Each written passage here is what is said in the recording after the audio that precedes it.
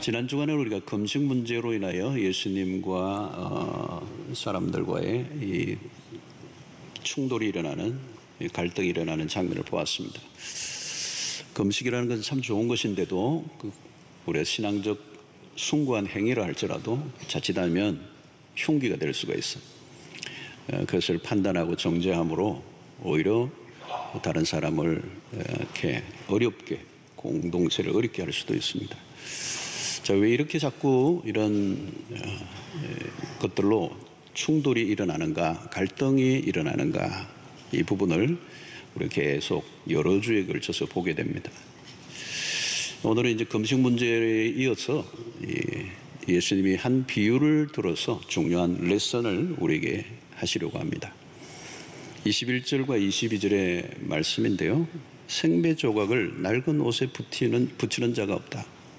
만일 그렇게 하면 기운 새 것이 낡은 그것을 당겨 헤어짐이 더하게 되느니라.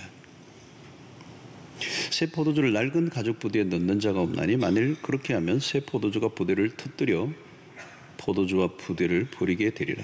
오직 새 포도주는 새 부대에 넣느니라 하시니라. 예수님의 말씀이십니다. 이 고대 사회는 이 물, 또 우유, 기름, 또 술, 이런 걸 담을 때 짐승 가죽으로 이 부대를 만들어 사용했습니다. 근데 이 가죽 부대를 오래 쓰다 보면 낡아지고 기능이 떨어지면 새로운 것으로 교체를 많이 했습니다. 주님이 이제 그 당시의 문화의 그들의 일상에서의 사건을 이제 비유로 들어서 천국의 또 하나님의 나라의 귀한 교훈을 알려주고 계십니다. 여기에 얘기는 뭘까요? 새 것과 흠 것의 옛 것의 부조화입니다. 부조화. 이 비유의 핵심은 새 것과 옛 것의 대립이 아니고 또 새 것은 좋은 것이고 옛 것은 나쁘다, 이런 얘기를 하려고 하는 것이 아니고 초점은 함께 할 수 없다는 겁니다. 새 것과 옛 것이 함께 할 수 없다. 새 포도주는 그래서 예수님은 새 부대에 담아야 된다. 이제 술이 특별히 발효 성분이 있기 때문에 그게 이제 이렇게 발효가 되면 팽창이 일어나니까 낡은 부대는, 가죽 부대는 터져버리는 거예요. 터져버리는. 그러니까 포도주를 담을 수 없기 때문에 이제 새로운 부대를 준비해야 된다. 그러니까 여기서 예수님이 말씀하시는 낡은 부대는 뭘까요? 낡은 부대란 그 당시에 유대 종교입니다. 유대 종교 체계를 말하는 겁니다. 그래서 유대 종교를 예수님은 이렇게 좀 보완하고 수정하러 오신 분이 아니고 새롭게 하시려고 오셨다는, 새롭게 하시는. 유대 종교는 이미 낡아서 쓸 수가 없다는 거죠. 폐기해야 되고 새로운 부대를 준비해야 된다. 갈라디아 교회의 예를 우리가 들 수 있습니다. 갈라디아서 강의를 언젠가 하려고 하는데요. 거기에 보면 할례 문제가 나옵니다. 갈라디아 교회 안에 할례. 유대인들은 남자아이들 태어난 지 8일 만에 그 생식기 표피를 자르는 그 할례를 행합니다. 그것은 하나님의 택한 백성의 택함을 받았다는 것을 상징하는 거죠. 상징. 그래서 유대인은 반드시 할례를 받아야 됩니다. 유대인 이퀄 할례예요. 할례를 받지 않으면 유대인이라고 말할 수 없다. 이것은 아브라함으로부터 시작됐는데 오랫동안 지켜왔던 전통입니다. 그런데 이제 갈라디아 교회 안에 무슨 문제가 생기느냐 하면 유대인으로서 그리스도인이 된 사람과 또 이방인 그리스도인들과의 갈등이 이제 일어납니다. 유대인들로서 그리스도인 된 사람은 이미 그들이 옛날에 태어날 때부터 할례를 받았습니다. 할례를 받았는데 이방인이 그리스도인들은 할례를 받지 않았죠. 그래서 그 전통적인 유대주의의 배경을 가진 사람들은 이방인들이 개종을 하고 예수를 믿었을지라도 할례를 받지 않은 것을 가지고 시비를 건 것입니다. 여기에는 유대인의 우월주의가 있습니다. 유대인의 우월주의. 문제는 무엇인가 하면 예수를 믿으면서도 예수만으로 충분하지 않다는 거죠. 거기에 뭘 플러스를 해야 되는, 유대주의의 전통. 그 전통의 핵심 안에는 할례가 있어요. 할례를 받아야 유대인이 될 수 있어요. 여기는 뭘 얘기하느냐면, 오늘 이 시간을 다 다룰 수는 없고요. 여기에 뭐가 핵심이냐면, 예수를 믿어도 민족주의를 넘지 못하는 겁니다. 유대인 중심의 혈통주의, 이게 예수보다 더 강조된 것입니다. 여기에 바울이 이제 주장을 새롭게 한 것입니다. 유대인이라는 민족 중심이 아니라 예수 그리스도 중심으로 구원의 역사가 이루어진다. 이것을 갈라디아서 강조합니다. 그리고 예수 그리스도로 충분하다. 그리고 예수 그리스도 플러스 알파, 할례를 받아야 된다는 것은 성경이 말씀하는 본래 의도가 아니라는 것을 가리키는 것입니다. 이것은 굉장히 중요한 이슈예요. 굉장히 중요한 이슈. 뭐냐면 예수의 복음이 유대라는 민족의 울타리를 넘어서느냐, 갇히느냐의 문제입니다. 하나님은 열방의 하나님이신가, 아니면 유대인만의 하나님이신가, 이 얘기인 거죠. 바울은 예수를 믿음으로 이방인이 할례를 받지 않고도 얼마든지 하나님의 백성이 될 수 있음을 갈라디아서에서 이제 천명을 하는 것입니다. 바울이 강조하는 핵심은 뭘까요? 예수 그리스도예요. 예수 그리스도. 새 포도주는 새 부대에 넣어야 한다 하고 하실 때, 부대의 이 존재, 이 포도주 부대의 목적이 뭐냐? 부대는 포도주를 위해 존재합니다. 그릇이 필요한 이유는 내용물을 담기 위해서입니다. 부대가 아무리 좋아도 포도주가 없으면 아무 소용이 없습니다. 이 본질에 모든 게 달려있다. 포도주가 중요하다. 그래서 포도주와 부대의 구별을 해야 합니다. 여기서 혼란이 일어나면 큰일 난다는 겁니다. 자, 그럼 포도주는 무엇입니까? 여기서 포도주는 예수 그리스도의 복음을 말하는 것입니다. 그 외의 것들은 복음을 전하기 위한 보조적 수단입니다. 복음은 바꾸어질 수 없습니다. 복음은 언제나 새롭습니다. 그러나 부대는 늘 바뀌어질 수 있는 것입니다. 앞에서 사람들이 왜 당신들의 제자들은 금식하지 않습니까? 그들의 전통 안에서 나온 질문들이에요.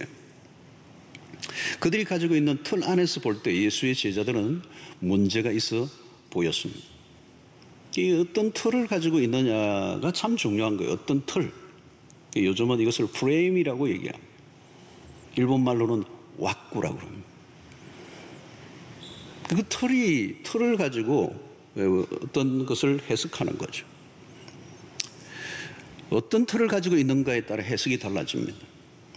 금식에 대한 주님의 대답은 지금은 신랑과 함께 할 때다. 그 말은 다르게 표현하면 새 포도주는 새 부대가 필요하다는 것을 의미하는 것입니다. 새로운 시대가 왔다는 겁니다. 너희들의 주장은 낡은 것이다. 새로워져야 한다. 당시의 유대교는 복음을 받아들일 준비가 안 되어 있었습니다. 낡은 부대에 새 포도주를 넣으면 터져버리는 것이죠. 복음이 유대교 전통 안에 갇힐 수 없었습니다. 당시의 유대주의는 낡은 가죽 부대가 되어버렸어. 여러분, 이 가죽 부대의 특성이 뭐냐면, 특성은 낡아진다는 겁니다. 아무리 새 것이라도 여러분, 시간이 지나면 닳게 되어 있습니다. 복음은 변하지 않지만 복음을 둘러싼 세상은 늘 변합니다. changeable. 문화도 변하고 사람도 변하고 조직도 변하고 시스템도 변하고 방식도 변하고, 아무리 최첨단의 시스템이라도 낡습니다. 낡아진다는 것은 영원하지 않다는 것이고, 영원하지 않다는 것은 진리가 아니라는 말이에요. 진리가 아니라면 생명을 걸 이유가 없어. 눈에 보이는 세상의 모든 것은 변하고 쇠퇴하고 사라집니다.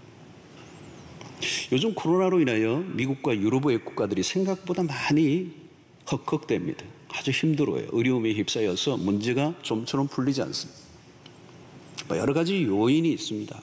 여러 가지 요인이 있는데 왜 미국과 같은 대단한 나라가 저런가? 전문가들의 얘기의 한가운데는 이런 게 있어요. 미국이나 유럽의 제도와 시스템들이 많이 낡아 있다는 거예요. 여러분, 국가도 쇠합니다. 수많은 나라들이, 제국들이 일어나고 사라집니다.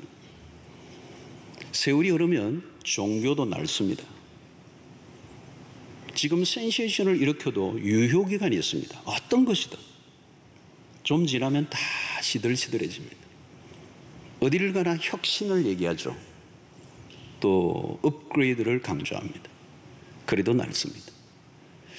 요즘 모든 것이 빨리 변하죠. 상황이 급변합니다.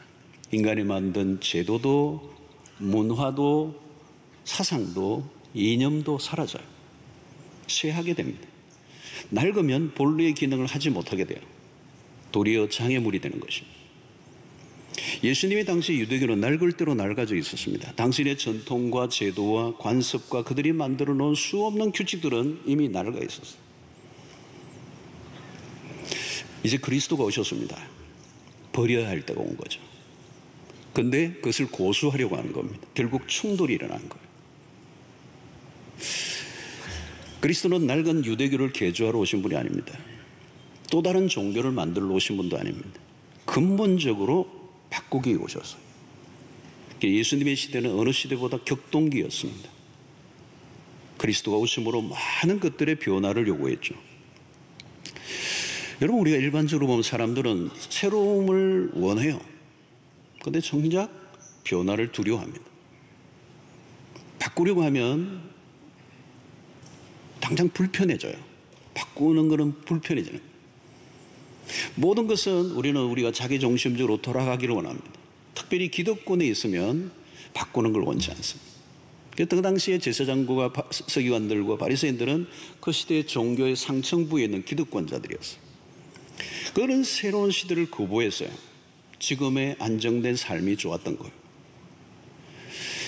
이런 것이 예수님의 시대만 일어난 것이 아닙니다. 오늘날 한국교회도 선교 130년을 지나면서 많이 쇠퇴해 있습니다. 한국교회는 세계사에 유례없는 빠른 성장과 그리고 매우 빠른 쇠퇴를 경험하고 있습니다. 우리는 모두 전통의 수혜자이면서 전통의 피해자가 되기도 합니다. 이전의 좋은 경험이 미래로 나아가는데 도움이 될 수도 있고 방해가 될 수도 있습니다. 이전 것을 고집하다가 새로운 것을 받아들이지 못하면 쇠퇴하는 것이 오늘 역사의 모습입니다. 교회도 사람과 같이요, 똑같이 늙고요, 병도 들고요, 그리고 죽어갑니다. 우리도 모르게 만들어진 전통과 유전 안에 갇히면 그렇게 되는 것입니다. 우리 교회도 지금보다 미래가 있는 교회가 되려면 많은 변화 앞에 수용력을 키워가야 합니다. 과거의 향수에 젖어 있으면 위험해집니다. 물론 좋은 전통은 존중되어져야 합니다. 앞 세대가 이루어놓은 좋은 것을 계승할 필요가 있습니다. 함부로 무시하고 파괴해서는 안 됩니다. 그러나 한 단계 더 나아가야 합니다. 아무리 좋은 방법이나 시스템이라도 시공간을 넘지 못합니다. 날마다 혁신적 교회가 돼야 돼요. 그래서 30년 후, 50년 후, 100년 후 우리 교회는 어떻게 되어 있을까? 질문을 해야죠. 우리가 잘 알듯이 지금 유럽의 교회들이 거의 문을 닫았습니다. 영국이 한때 기독교가 왕성하게 일어날 때는 기독교 인구가 97%까지 갔습니다. 그러나 지금은 몇 프로일까? 3%에서 5% 정도 얘기합니다. 너무도 아름답게 지은 스테인드 글라스가 있는 그 아름다운 교회, 그들의 조상들이 눈물과 땀으로 세웠던 그 건물들이 매물로 나옵니다. 그럼 누가 살까요? 무슬림들이 삽니다. 변화를 거부한 대가입니다. 모든 것은 변했는데 교회는 변화를 거부한 것이죠. 계속해서 새 부대를 만들지 못하면 그렇게 되는 것입니다. 새 부대가 된다는 것은 모든 것을 바꿔야 한다는 것은 아닙니다. 바꾸는 것도 필요하지만 바꾸는 것보다 더 중요한 것은 본질에 대한 집중입니다. 본질이 무엇일까요? 예수 그리스도예요. 예수 그리스도의 복음. 우리 마가복음 1장 1절을 시작할 때 우리는 그 구절을 이제 시작합니다. 예수 그리스도의 복음의 시작이라. 예수 그리스도의 복음을 선명하게 드러내는 일입니다.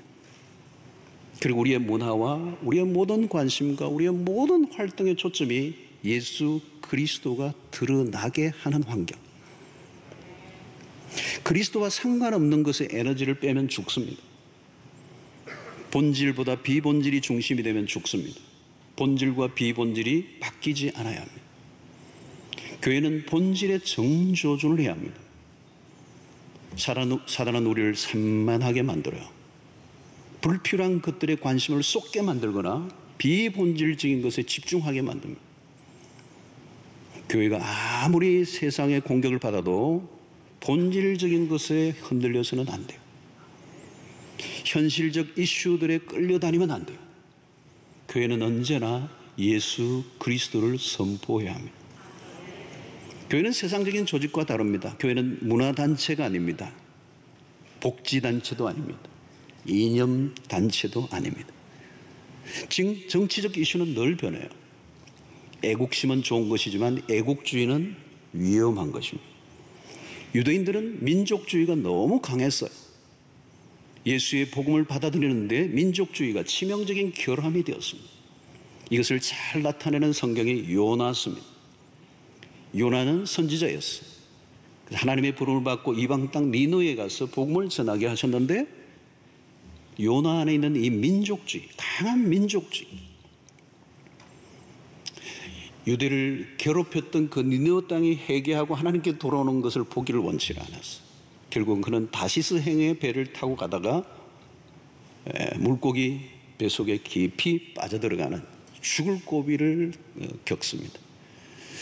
여러분, 아무리 고상한 주제라도 예수보다 더 말하고 예수보다 더 많이 생각하고 더 강조하는 것이 있다면 그것은 우상숭배입니다.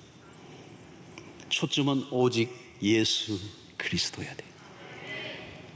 어떻게 해야 되느냐? 그러려고 하면 내가 먼저 복음에 흠뻑 젖어야 됩니다. 예수 그리스도에 취해야 돼요. 예수 그리스도에게 완전히 매료돼야 돼요. 복음을 온전히 받아들이면, 원색적인 복음을 받아들이면 그 복음이 우리를 새롭게 합니다. 우리의 기존의 가치 체계와 사고방식과 세계관을 바꿔놓아요. 복음은 우리의 삶을 흔들어 놓기에 충분한 것입니다. 살아오던 삶의 방식을 거부하게 만듭니다. 그래서 복음을 우리가 온전히 받아들이면 레디컬한 삶이 돼요. 복음이 역사하는 곳은 언제나 새롭습니다. 복음이 우리를 새롭게 할 때 우리는 비로소 새 부대가 될 수가 있습니다. 자, 좋은 부대란 어떤 것입니까? 내가 새 부대인가 낡은 부대인가를 무엇으로 알 수 있습니까? 우리 교회가 좋은 부대인가 낡은 부대인가를 무엇을 보며 알 수 있어요? 그 부대의 그 성질은 신축성에 있습니다. 신축성. 낡은 부대는 신축성이 떨어져요. 낡으면 딱딱하고 굳어지는 것입니다. 복음이 역사하는 곳의 특징은 유연성이 있습니다. 부드럽습니다. 경직된 것이 있죠. 완고한 것, 고집불통인 것, 이게 손톱 하나도 안 들어가는 그런 사람들, 새로운 것이 들어온 것을 완강하게 거부하는 사람들이 있어요. 여러분, 그리스도를 모시면 우리의 기존의 고정관념이 깨뜨려집니다. 그리스도인의 삶은 역동적이에요. 고여있는 물이 아니라 흐르는 물입니다. 과거의 딱딱한 껍질을 계속 벗겨내게 하시는 거예요. 복음 안에서 계속 경신되는 작업이 없으면 결국 누구라도 낡은 가죽 부대가 될 수가 있어요. 그 순간부터 복음의 걸림돌이 되죠. 때로는 교회가 복음의 장애물이 될 수가 있습니다. 자, 오늘날 사람들이 예수는 괜찮은 것 같은데 교회는 뭔가 좀 싫어. 예수는 좋은 것 같은데 예수쟁이는 좀 싫어. 여기서 예수는 좋으나 교회는 싫다. 인도의 간디도 그런 얘기를 했습니다마는 교회는 싫어. 여기서 교회는 어떤 교회일까요? 제도화된 교회를 말합니다. 제도화된 교회는 경직되어 있습니다. 그런 교회는 새로운 시도를 두려워합니다. 교회가 살아있는가 죽어있는가 중요한 기준은 새로운 시도에 용기를 가졌는가를 보면 압니다. 조직이 커지고 역사가 오래가면 굳어집니다. 그러면 자연히 이전의 것을 지키는 일에 집중하게 됩니다. 작은 것 하나 바꾸려고 해도 못 바꿔요. 위험한 시도보다 안정을 원하기 때문에. 무엇을 하려고 하면 회의하느라 시간을 다 버립니다. 회의를 한번 하면 매우 길어요. 길어져. 그리고 위원회가 많아집니다. 자연히 감투가 많아지고 사람들은 직분에 관심이 높아집니다. 비본질적인 것들이 이슈가 돼요. 창의적인 접근보다 관리가 중요해집니다. 복잡한 내부 규정들이 늘어납니다. 결국 사람들은 흩어지기보다 인기 있는 몇몇의 사역에만 사람들이 몰리게 되어 있습니다. 당연히 자리 다툼이 벌어지죠. 그리고 눈에 보이지 않는 계급이 생깁니다. 조직하고 사람들을 배열하는데 에너지를 다 쏟습니다. 만약 어떤 사람의 이름이 한번 누락되면 난리가 납니다. 이름을 내는 곳에는 사람들이 몰립니다. 움직이긴 하지만 사람들은 대체적으로 기계적이고 획일화되어 있습니다. 결국 그런 교회는 늙은 교회요, 낡은 부대, 그리고 퇴행하고 맙니다. 그런 교회의 특징은 미래보다 과거의 이야기가 주를 이룹니다. 옛날에 옛 향수에 젖은 추억 속의 교회가 되죠. 포도주를 담는 부대는 금 모양의 건물이 아닙니다. 예수 믿는 우리들이에요. 우리의 의식이 중요합니다. 복음에 적극적으로 반응하고 있는가? 사람을 살리는 일에 집중하고 있는가? 여러분, 건물이나 예산이 아무리 많아도 이 본질에서 벗어나 있으면 다 소용이 없어. 신축성에 있는 교회는 달라요. 그들은 모험을 기꺼이 시도합니다. 그리고 위험을 감수합니다. 항상 새로운 것에 열려 있습니다. 새 포도주를 가득 채워도 터지지 않아야 좋은 부대죠. 부드럽지만 좋은 부대는 부드럽지만 강력한 신축성을 가지고 있습니다. 말씀을 받아들일 때 아멘으로만 끝나지 않아요. 행동합니다. 그리고 계속 내적인 변화가 일어나게 돼 있어요. 변화가 없으면 이미 변질되어 있습니다. 말씀이 스며들 구석이 없는 거죠. 자기의 것으로 굳게 무장하고 있기 때문에. 생명 없는 종교인은 자기의 틀 안에 갇혀 삽니다. 그 당시에 예수님 당시에 바리새인들의 모습이 꼭 그와 같습니다. 주님은 그들의 틀을 깨기를 원하셨던 거죠. 자, 오늘 이 본문의 말씀은 사실 간단한 주제가 아닙니다. 한 시간 잠깐 다루고 지나가기에는 벅찬 주제를 여러분들에게 말씀드리고 있는데요. 오늘날의 교회 침체의 원인, 교회가 다시 살아날 비밀이 오늘 이 한 구절에 달려있어요. 낡은 가죽 부대를 바꾸지 않고 아무리 조직하고 시스템을 강화해도 다 죽어요. 복음이 마음껏 역사할 수 있는 환경을 만들어야 돼요. 우리끼리 편하고 재미있는 환경이 아니라 세상의 사람들이 교회에 오고 싶어지는, 왔을 때 정말 끌리는 교회가 돼야 돼요. 젊은이들과 자녀들이 교회로 오는데 걸림돌이 없어야 돼요. 대개 교회는 기성세대 중심으로 돌아갑니다. 어른들에게 맞는 문화들로 가득합니다. 젊은이들은 무엇인가 거리감을 거기서 느끼죠. 그래서 가능한 어른들이 모이는 곳에 함께하지 않으려고 합니다. 죽어가는 교회의 특징은 애들은 저리 가라예요. 그런 분위기가 만들어져요. 교회는 역사가 흐르면서 늙어간다는 거죠. 분위기도 늙어가는 거. 이전의 것을 계속 강조합니다. 한때 여러분 한국교회 안에도 이름 있는 교회들을 보십시오. 그런 교회들이 다 역사 속에 명멸해요. 그래 박물관 교회가 되는 거예요. 박제화된 교회. 내일이 보장되지 않는 교회들이 많습니다. 교회도 늙어가다가 문을 닫는 것입니다. 저는 호주에서 20년 동안 사역을 하면서 통탄할 만한 현장을 눈으로 확인하고 또 확인했어요. 그냥 교회 건물 앞에 포스에이를 붙여놓은 데가 얼마나 많은지, 이미 술집으로 변한 건물이 얼마나 많은지. 그리고 호주인들은 떠나가고 그 호주 현지인들은 떠나가고 다른 민족들이 그 교회를 사서 예배를 드리는 현장을 많이 보았어요. 여러분, 지금 그 일이 한국 교회에 서서히 일어나고 있습니다. 교회가 팔리는, 건물이 팔리면 하나님의 교회 이단들이 사기도 합니다. 다음 세대 계승이 일어나고 있지 않아요. 부모의 신앙을 보고 오히려 교회를 다니지 않겠다고 굳게 결단하는 일들이 일어나요. 왜 그렇습니까? 부모가 자녀에게 보여준 것은 복음이 아니었기 때문에. 기존의 종교 체계와 인간이 만든 전통들과 유전들과 문화들, 어떻게 보면 세상과 그리 다르지 않은 세속적인 문화들을 보았기 때문에. 이전 세대가 해야 할 가장 중대한 사명은 새 부대를 제공하는 일입니다. 그것이 어떻게 가능할까요? 예수 그리스도의 복음이 왕성하게 활동할 수 있는 환경을 만들어요. 교회가 만들어온 전통이나 시스템과 문화들이 복음의 왕성한 운동을 저해하는 요소가 많아졌기 때문에. 이것은 쉬운 일이 아닙니다. 우리도 모르게 우리는 스스로 익숙해져 있습니다. 무엇을 붙들어야 하고 무엇을 포기해야 하는지를 놓칠 때가 많습니다. 여러분, 변화라고 하는 것은 변화의 때가 참 중요해요. 그 때를 놓쳐버려요. 우선 사람들은 익숙해지면 변화하는 것이 싫습니다. 내가 편한 것을 원합니다. 관성의 법칙을 따라 사는 거죠. 흘러가는 대로 흘러가 버려요. 결국 우리끼리만의 잔치를 하게 됩니다. 그러면 성 안에 갇히고 폐쇄적인 공동체가 됩니다. 죄성을 가진 인간은 각자의 원함을 추구합니다. 그래서 우리는 우리의 안정된 자리를 계속 흔들어야 돼요. 나에게 편리한 세상, 나에게 유익을 주는 나의 경험에 맞는 것에 매여 있지 않으려고 애를 써요. 복음이 역사하는 교회는 기존 신자들보다 새 신자들이, 새로운 성도들이 적응하기 좋은 곳이어야 돼요. 또 다음 세대들에 대한 배려가 탁월한 것입니다. 교회는 계속 구원 사건이 일어나야 합니다. 복음에 부딪혀 세례받는 사람들이 계속 일어나야 돼요. 젊은 사람들이 교회 안에 바글바글 해야 돼요.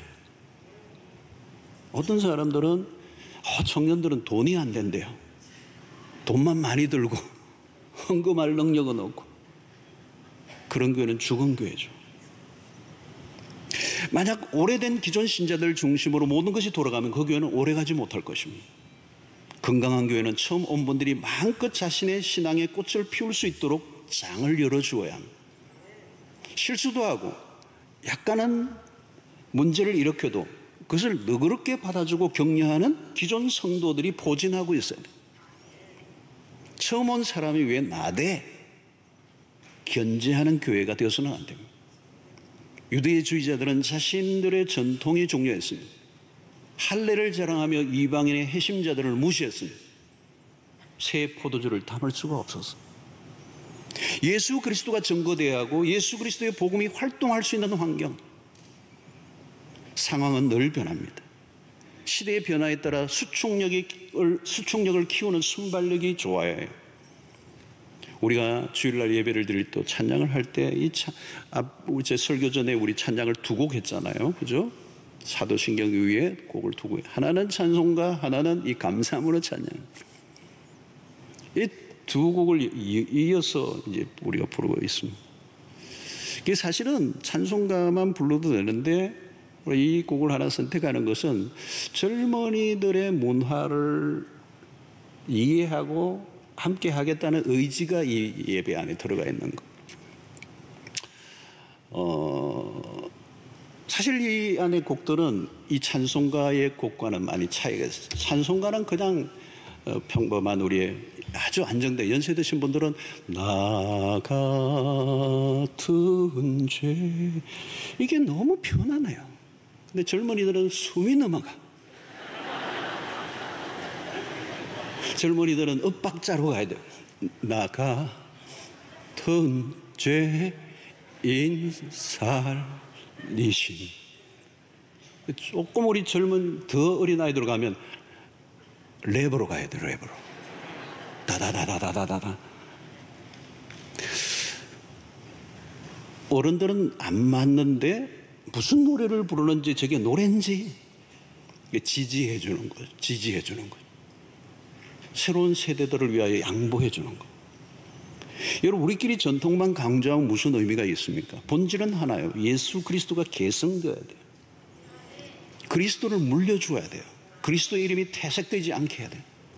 무슨 찬양을 어떤 악기로 부를 것인가로 싸우면 안 돼요. 젊은이들은 문화적 영향을 많이 받습니다. 어른들에게 맞춰진 문화를 매우 어색해합니다. 청년들의 세대에 맞는 환경을 만들어주는 것은 그들에 대한 배려죠. 이유는 그들을 복음 안으로 들어오게 하기 위하여. 여기에 초점은 청년이 아니에요. 더 깊이 들어가면 예수 그리스도예요. 교회는 오직 예수 그리스도를 높이고 전하려고 하는가? 그리스도에게만으로 관심을 쏟게 만들고 있는가? 아무리 중요한 일을 한다 해도 그리스도를 가리면 안 됩니다. 자칫하면 교회가 그리스도를 망가뜨릴 수 있습니다. 아무리 중요한 이슈들이 많아도 그리스도보다 더 강조되는 것은 있을 수 없습니다. 그리스도의 이름이 약화되는 것보다 더 심각한 일은 없습니다. 우리는 언제나 그리스도가 누구이신가, 그분이 무엇을 원하시는가에 집중해야 합니다. 우리는 늘 새 부대가 되어야 합니다. 어떻게요? 우리 자신이 복음 안에서 늘 새롭게 되기 위하여 노력해야 합니다. 복음은 우리를 가장 혁신적으로 살게 합니다. 경계선을 넘는 용기를 가지게 합니다. 그리스도는 결코 폭이 좁지 않아요. 코로나19로 인해 많은 일들이 바뀌어지고 있습니다. 이제 이전으로 돌아가지 못한다고 얘기합니다. 이때 교회들도 많은 난관에 지금 부딪혀 있어요. 그러나 자세히 들여다보면 그렇지도 않아요. 왜냐하면 복음은 시대의 난관과 어떤 상황에도 불구하고 뚫고 나가는 위력이 있기 때문에 복음은 멈추지 않아요. 예수 그리스도의 복음은 다이나믹합니다. 하나님은 언제나 새 일을 행하십니다. 코로나로 인하여 교회가 맞닥뜨린 도전은 이전의 전통적 교회의 모습에만, 모델에만 머물러 있지 말라라고 하는 메시지를 지금 받고 있는 거예요. 흩어지는 교회, 세상으로 나아가는 교회, 우리끼리만의 담장을 치고 쌓아가는 교회가 아니라 세상 한가운데서 위력을, 복음의 위력을 드러내는 전진적 교회. 오늘날에 많은 교회들이 퇴색되어 있습니다. 교회 이미지가 많이 망가져 있어요. 왜 그럴까요? 우리가 예수 그리스도를 드러내는 일에 실패했기 때문에. 오늘날의 교회를 세속화라고 얘기합니다. 그 세속화는 무엇일까요? 그리스도보다 세상의 것들이 더 교회 안에서 강조되면 그게 세속화입니다. 그리스도가 아닌 다른 것들을 추구한 까닭입니다. 역사 속에 정치적 이슈가 핫해지면 그곳으로 교회가 끌려다녔을 때가 많습니다. 교회 안에서도 정치 문제를 다루면 당장 나눠집니다. 합해질 수 없습니다. 교회는 깨어져요. 교회는 언제나 그리스도를 외쳐야 합니다. 그리스도를 강조해야 합니다. 그리스도를 노래해야 합니다. 그리스도만이 유일한 복음이 되기 때문에 새 포도주를 담는 새 부대가 되라는 거예요. 내 안에 무엇이 있습니까? 우리는 그리스도를 따라가고 집중해야 합니다. 이유는 그리스도만이 영원하기 때문에. 복음이 인류를 구원으로 이끌 유일한 길이라는 것을 우리가 믿습니다. 우리의 조직을 지키는 게 중요하지 않아요. 숫자도 중요하지 않아요. 건물도 중요하지 않아요. 진정으로 예수 그리스도를 믿고 그를 따라가는 사람이 몇 사람인가? 안타깝게도 새 포도주를 새 부대에 담는 모습은 복음서 안에서는 볼 수가 없어요. 사도행전에 드디어 나타납니다. 오순절에 성령이 바람처럼 불처럼 임하시자 예수 그리스도의 복음이 폭발하는 거예요. 베드로의 사도행전 2장의 설교는 선명합니다. 그의 설교의 핵심과 중심과 주제와 모든 포커스는 오직 예수 그리스도였어요. 성령이 기존의 체계를 흔들어 놓았어요. 그리스도가 교회를 새롭게 하시는 장면. 2000년 전이나 지금이나 동일하신 분, 그리스도는 낡지 않습니다. 그리스도보다 세상을 새롭게 할 수 있는 복음은 없습니다. 그러므로 우리가 확인해야 되는 것은, 중요한 것은 본질인가 비본질인가 문제예요. 이건 교회뿐만 아니라 우리의 모든 영역에도 적용할 수 있는 거예요. 경계해야 되는 것은 비본질이 본질의 자리에 앉지 않게 하는 것. 비본질의 에너지를 쏟으면 안 된다는 것. 금식은 중요한 것이지만 본질이 아니라는 것. 경건의 한 수단에 불과하다. 자, 코로나 시대를 통해 우리에게 계속하게 되는 질문은 본질의 집중입니다. 예수 그리스도는 본질 중에 본질입니다. 우리의 관건은 무엇을 얼마나 열심히 하고 있는가가 아닙니다. 내 안에 새 포도주 되시는 그리스도를 모시고 있는가? 새 포도주가 넘쳐 흐르고 있는가? 나는 매일매일 복음으로 새롭게 되고 있는가? 내 영이 살아있는가? 성령의 세술에 취해 있는가? 이런 질문을 던져야 됩니다. 여러분은 교회라는 조직과 제도에 따라 움직이십니까? 아니면 복음이 여러분을 움직이게 하고 있습니까? 열정이 어디에서부터 왔습니까? 열기가 아무리 뜨거워도 예수 그리스도로부터 나온 것이 아니라면 얼마 못 가서 소멸될 것입니다. 주님이 말씀 일하시고자 하는 것은 새 푸대 대신 그리스도를 충분히 담아낼 수 있는 곳. 우리는 지금 격변기를 살고 있습니다. 모든 게 빠르게 변하고 있습니다. 우리는 지금 어디에 있는가? 이 변화의 한가운데 교회도 놓여 있습니다. 힘든 시대이지만 답은 분명해요. 예수 그리스도에게 더 많은 관심을 가지면 됩니다. 그리스도를 놓치지 않는 것이죠. 근데 많은 사람들이 교회는 다니지만 예수가 누구인지를 모르고 다닙니다. 교회라는 조직에는 헌신하지만 예수를 위해 살지 않기도 합니다. 예배에 참석하는 것과 주님을 온전히 예배하는 것은 다릅니다. 예배 의식에만 익숙해져 있다면 종교적 문화에 참여한 것이죠. 문화 참여자예요. 예배자가 아니에요. 교회를 숱하게 다녔어도 아무것도 아닙니다. 말씀을 들어도 그 안에서 예수 그리스도가 누구이신지에 대해서 귀를 기울이지 않으면 교양 강좌 하나 듣고 가는 것과 똑같습니다. 요란한 행사를 아무리 멋지게 기획하고 치룬들 거기에 예수 그리스도가 선명히 드러나지 않는다면 그건 쇼를 한 것입니다. 우리는 누구를 도울 때도, 사역을 할 때도, 전도를 할 때도, 직장에서 일을 할 때도 어떻게 그리스도를 드러낼 것인가에 초점을 맞춰야 합니다. 그리스도 중심으로 돌아가야 합니다. 모든 시스템이나 조직도 그리스도가 중심이어야 합니다. 그래서 처음 교회에 온 성도들이 우리에게 들어오는 순간 이 문화 안에서 그들이 느껴야 하는 것은 이 교회의 주인은 그리스도이시구나. 이 교회의 운영의 방식은 그리스도 중심이시구나. 교회 안에서 직분이 계급처럼 느껴지고 서열로 높고 낮음을 구분하려고 한다면 그것은 이미 예수 그리스도 계시지 않는 것입니다. 우리가 하는 모든 활동이나 모임 속에서도 우리는 예수 냄새, 예수 정신, 예수 인격이 물씬 드러나야 합니다. 세월이 흐를수록 예수가 전혀 안 보이는 교회, 신자들, 여러분, 예수가 사라지고 조직만 움직인다면 그것은 생명력이 전혀 없어요. 예수가 사라진 곳은 종교가 강화됩니다.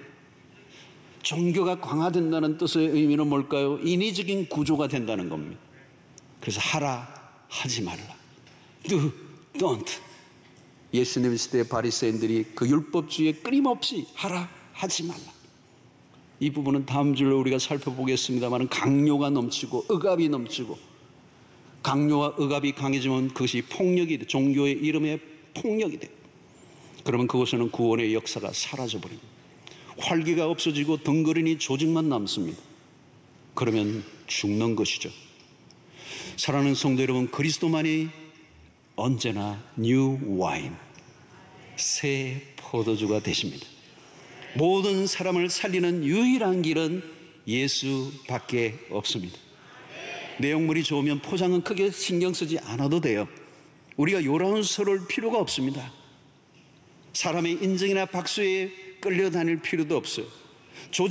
교회라는 조직에 떠밀려 다니지 않아도 돼요. 우리는 그리스도를 따르면 되는 것입니다.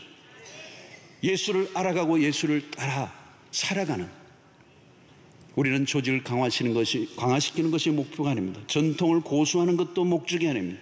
우리의 유일한 목적은 예수 그리스도의 복음이 왕성하게 드러나 사람을 살리는 일입니다. 사랑하는 성도 여러분, 예수를 좀 담백하게 믿고 예수를 담백하게 닮아가는 예수 사람들이 많이 일어나게 되기를 축원합니다. 저 사람 교회에 속한 사람, 물론 교회에 속한 사람이죠. 그러나 사람들이 볼 때는 저 사람들은 예수를 따르는 사람이야. 예수를 닮았어. 예수의 냄새가 나. 사도행전에 나왔던 그리스도인이라는 말은 오늘날 크리스찬이라는 이름이 예수를 믿지 않는 사람들, 예수 믿는 사람을 보니까 저 사람들이 예수를 따르는 사람입니다. 아주 순수하게 그 예수를 그들을 통하여 본 것이죠. 작은 예수. 오늘 시작도, 우리의 삶의 모든 시작도 끝도 오직 예수. 그 예수 그리스도가 마음껏 역사하셔서 우리의 공동체 안에 그 예수의 정신과 예수의 삶과 인격과 모든 가르침이 우리의 삶에 그대로 체화되어 우리의 삶을 통하여 그리스도가 드러날 때 세상은 충격을 받게 될 것이고, 세상이 그리스도를 만나고 싶어 교회로 찾아오는 이 놀라운 일들이 일어나게 될 줄로 믿습니다. 예수 회복의 운동. 그래서 어떤 사람은 그렇게 해요. 오늘날 현대교회는 예수 결핍 정세다. 마치 피가 결핍이 되면 살 수 없고 어지러운 것처럼 예수 결핍 정세. 오늘 우리는 오직 노래를 불러도 예수를 노래 부르고 예수에 살고 예수에 죽고 예수를 드러내고 예수의 인격이 향기가 되어 우리의 삶을 통하여 드러나게 될 때 가장 혁신적인 삶이 될 것이고요, 가장 멋진 삶이 될 것이고, 가장 매력적인 인생이 될 것이고, 수없는 사람들이 이끌리게 될 수밖에 없는 승리의 삶이 될 줄로 믿습니다.